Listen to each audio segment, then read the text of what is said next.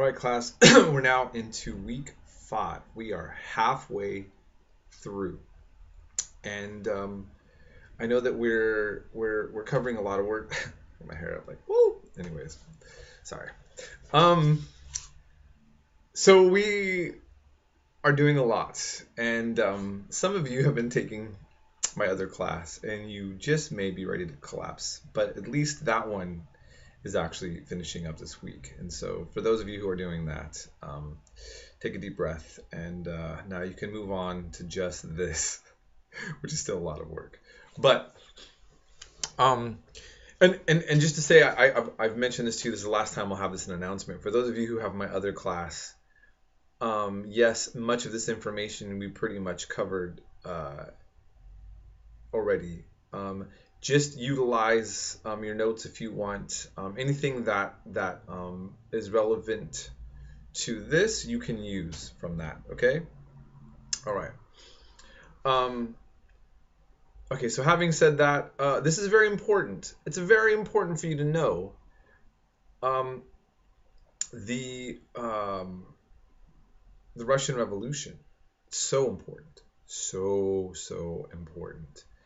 And so it's important because this is the world that I grew up in and ended only relatively recently, which was with the fall of the Soviet Union. When I grew up, it was all about Russians. Everything was scary about the Russians. There'd be a poor kid, Dmitri, in school, just came from, and we're all like, we know about y'all, them Russians. Poor kid's like, I don't know what you mean, you a commie? And the crazy part is, of course, if you ask many, even older people now, say, oh, Obama is a communist socialist, and you say, can you define for me what a communist or a socialist is?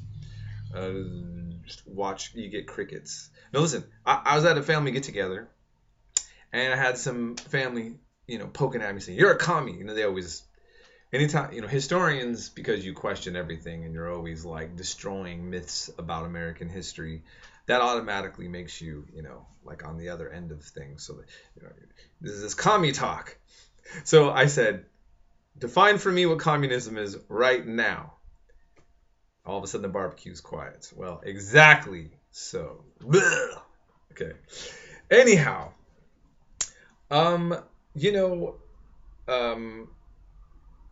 there. So this revolution, it still lingers in the language of our popular culture. Then is what I'm saying. Okay, and I argue this, and we'll go over this more later, that this is actually what eventually is going to lead to the rise of political Islam, and why we have a war on terror now, which really comes from the West trying to respond to the Soviet Union. And we'll learn more about that later on. And that gets kind of crammed into my other class all in this week. We get to have a little more pacing on that. Now, I have you also read some of Stalin and Lenin's works. So important. These are characters that, whether you think they're the worst people that ever existed or the best, they were read on a large scale. Now, some people argue Stalin was worse and killed more lives than Hitler, and you could probably make a case for that. But Hitler's work, such as Mein Kampf, never really. I don't think the readership of that took on the scale of Stalin's works, and Lenin's even more so. Because Lenin doesn't have, Lenin was a violent revolutionary, but he dies kind of relatively shortly after the revolution succeeds. And so in that sense, Lenin kind of gets to have a little, history's a little kinder to him, in terms of, what his legacy is. And you read Lenin and his work and his life, and yes, he was a violent revolutionary, but he seemed to really want to see Russia be in a better place. What's interesting is that Stalin okay, like if you read Hitler, he basically said, um, you know, I hate Jews. And he had some nationalist ideas. Most of what you've thought about him is all there in his book Mein Kampf. Um, but Stalin and especially Lenin, like Karl Marx, have much more sophisticated things to say that might surprise you when you just kind of heard they're just bad. And what I'm saying is you'll see how they could be appealing to a lot of, let's say, people in the third world who were especially under colonial occupation by the West. We forget about this. I mean, it's the people of color in the world that really gravitated towards communism later on, which we'll learn about, because they didn't have freedom from the free world. And Stalin, uh, is going to eventually defeat Hitler. And, he has a moment of popularity, but that eventually will go down, and many people will leave the Communist Party because of Stalin, and many people will die in the Communist Party because of Stalin. But in any case, I just want you to come into this topic more informed. Cold War history is so fascinating and so important and so currently relevant, and still so many people don't have any idea about this stuff. So you're really enhancing your knowledge as an informed citizen once you get a grasp on the Russian Revolution and who these characters are. Okay. I also want to remind you that I have been allowing some of you to turn in late work. On your grades, if you have missing work and I did not put a 0, your grade that you see on Blackboard does not reflect your actual grade. It's lower if you have missing assignments and I don't have a 0 in there, then whatever your grade is, it's lower. Just remember that. And you need to start catching up on your work if you're getting behind. I'm going to start putting 0s in pretty soon. So, call me if you need anything in regards to discussing your grades, okay? And then lastly, this whole police issue, Black Lives Matter, All Lives Matter, shootings. I just want to say this. I've noticed that I mentioned this on my other announcement. Half of you have already deleted half your friends on Facebook, or you were threatening to, because so many of you are seeing this all in very different lights, and it's getting very hostile in a way that I have not seen at this point in my lifetime. Now, of course, we didn't have social media in the past, and that does make things different, doesn't it? But we clearly don't understand each other. When I say we, I mean fellow Americans. And so what I like to say is this. I have many students who are going into law enforcement, many who have a loved one in law enforcement, and that obviously change. You're going to have a certain perspective based on that, right? Many of my students are people of color, Black Americans, and they may have also a different set of stories. Some might be Black police officers, which might be a whole nother story. What I kind of want to point out to you is that we should realize that depending on our own life experience, what we're born into, and who we are will make a difference, obviously, in how we are seeing what's going on. Now, this isn't some deep, really new, profound thing to say. I'm talking about trying to see things from other people's perspectives, right? Okay? Aren't you seeing this already as you look at history? When you look at what happened in Sudan with the Mahdi. Was the Mahdi a good guy? Not necessarily. Should the British have been there? Not necessarily. Who was right in that fight? I mean, you had the Mahdi forces that wanted to keep slavery. The British were trying to get it out, but the British were also just using slavery as an excuse to try to put themselves into Sudan. And so, what do you make of that? Um, what about Belgium and the Congo? Um, what about all these other things? You've seen now that, okay, depending on who you are and where you live, if you grew up in Belgium and you lived in a nice area where all the palacy looking stuff is around, you probably were like, hey, we have a good country. Look at, we look nice. We're good people. In the meantime, if you're in the Congo, Belgium is pure evil, right? And you know, where you're at in this whole thing, it looks different. And so I guess I'm just saying, that's something that I think that we should address with each other. And just to say this, I, as an educator, I'm in a position of power somewhat, and sometimes teachers abuse their position, um, and that's a tragedy, right? Politicians sometimes abuse their power. Sometimes police officers do, and when those of us who are in some sort of position of power or authority or work with the community are doing our best job, society is so appreciative. And even when they're not appreciative, we have a better society. And those who stop and think actually know, wow, we are doing great because we have people who are really contributing to help this community out.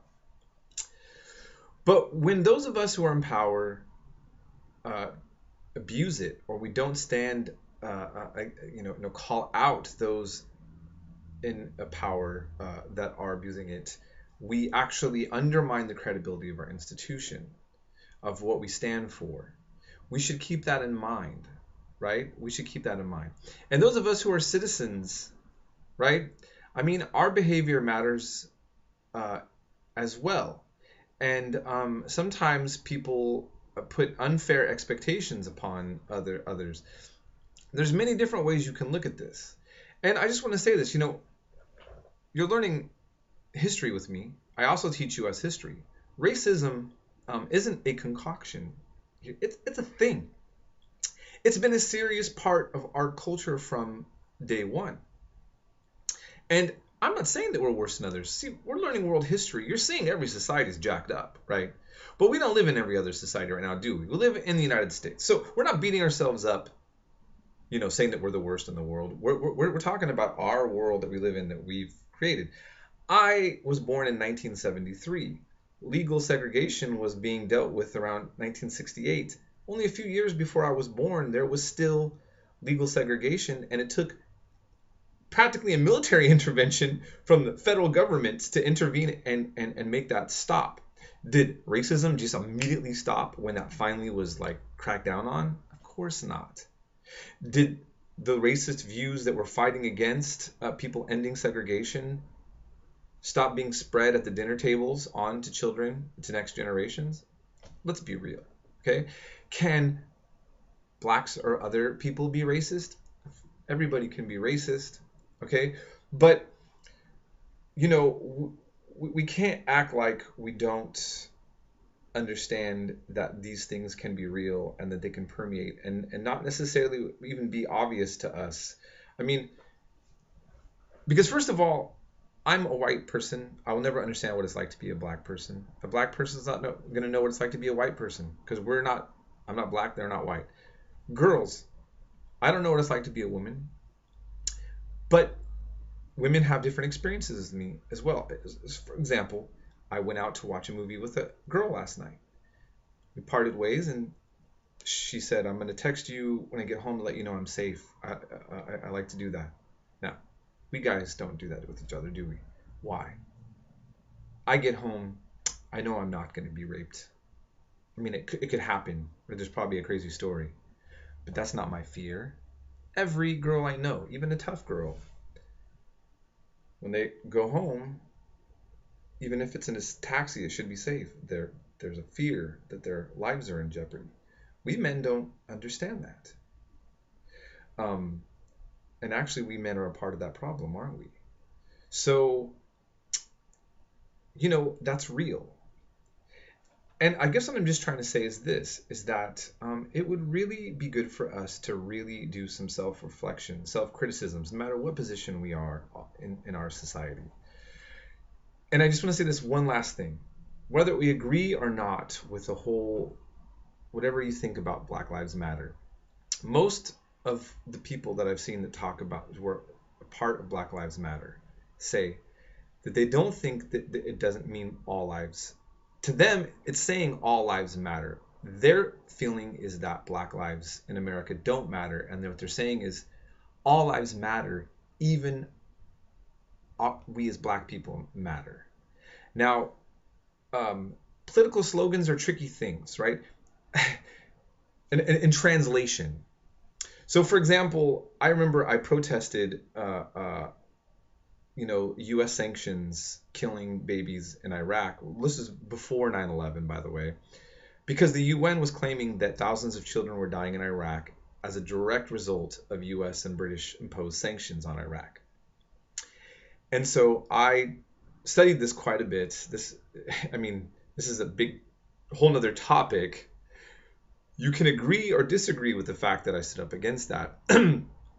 But I wasn't anti-U.S., anti-soldiers, anti-anything other than babies, than the civilian population, in my opinion, getting targeted for punishment because of the leadership and the Iraq government. In other words, Saddam Hussein is the target in his regime, and the civilian population, in my opinion, were getting targeted by the U.S. government and the British in Iraq. That's right, before 9/11. Okay, right. And people would drive by and say, "Fuck Saddam Hussein," and I thought, yeah, I'm okay with that. When I put the sign up and the sanctions against Iraq, people translated that as in I'm pro Saddam Hussein and anti-American. That's what it was in their mind. And one time I had a vet. He came at me.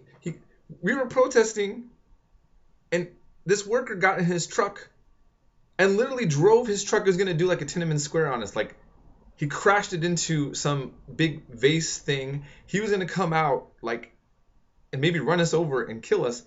And one of my friends is a military vet that owned one of the other stores, came out and stopped him, and he shouted at him, and he calmed him down, and he goes, "I'm a vet too, and I disagree with these people over here, but you can't do this," right?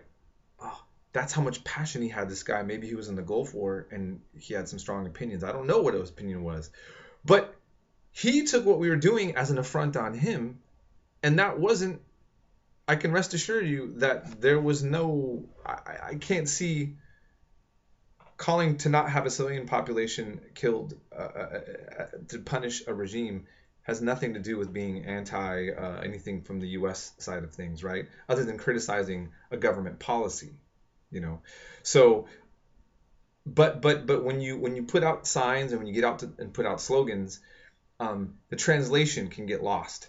And then you do have other people on other sides of things. I went to demonstrations where there's flag burners on my side. I wasn't the flag burner. I didn't believe in that. But that guy was there. He was on my side, man. So what am I going to do with that guy? He wasn't close enough for me to stop him. He's burning the flag, and everybody's putting that on the news. Oh, God, this guy's burning the flag.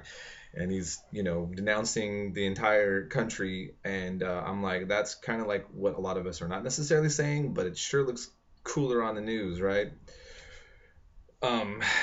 So this is how it works. So we have to it takes a lot of work for people to understand each other and to see what they're really saying. Okay. So again, many of you here, my students, no matter what field you're in, what you're doing, I love you as your professor and your fellow American. And I hope you treat each other well. I hope you're treated well. And I appreciate having you in my class. We're going to school to better ourselves, to make a better life for ourselves, and hopefully to be better humans as well, and to use education in a positive way and to disseminate that to others. Okay, so that's my thought on all of this, and I hope you have a good week. Contact me if you need anything else.